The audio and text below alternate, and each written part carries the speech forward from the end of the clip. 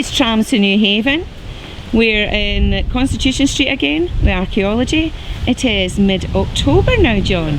Where are we at now? Well, we're coming, as you can probably see behind us, towards the end of the excavations of the graveyard.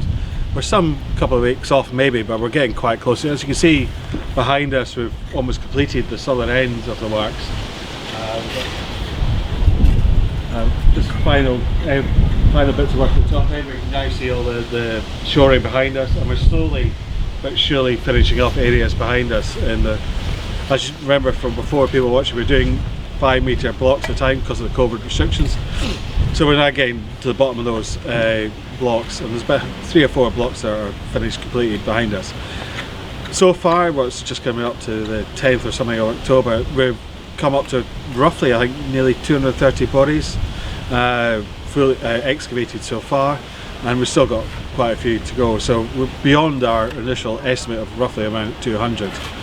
Now, we've obviously found a lot of exciting burials throughout the piece, but one of the ones just today, we've got a really interesting skull that is possibly one of the earliest burials on site, just been revealed, so if we maybe have a look at that.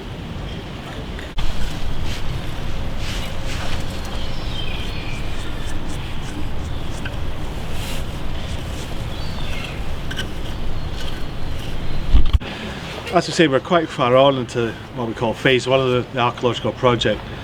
Now, if you look right behind us, you can see obviously the people behind us have cleaned down onto the natural sand, but we're coming to the end now of the works on part of Constitution Street, sort of north of Queen Charlotte Street and Leith Police Station, right the way through to Ocean Drive.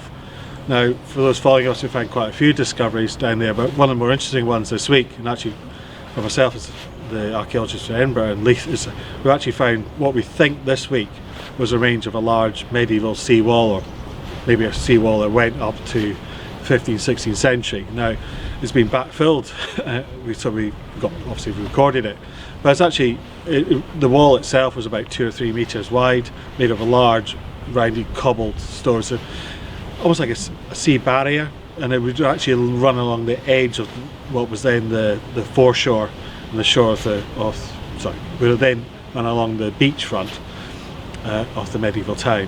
So it's quite interesting. It's actually now getting these discoveries allows us to sort of map out the limits of the town, which we probably didn't know before.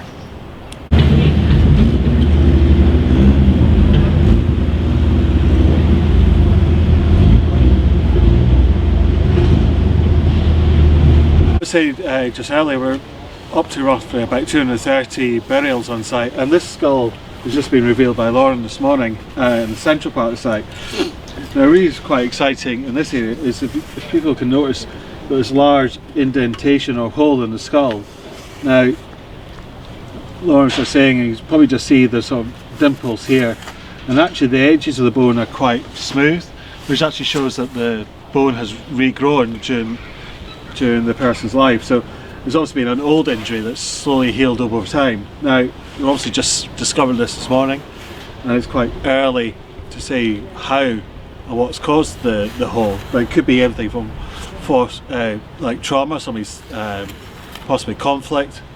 It's obviously not the cause of death, the person lived through it, but other diseases, it's obviously been infected, so we obviously got extra marks around here and around the edges, which is showing that the wound's actually been infected, and the infection's actually impacted on the skull itself.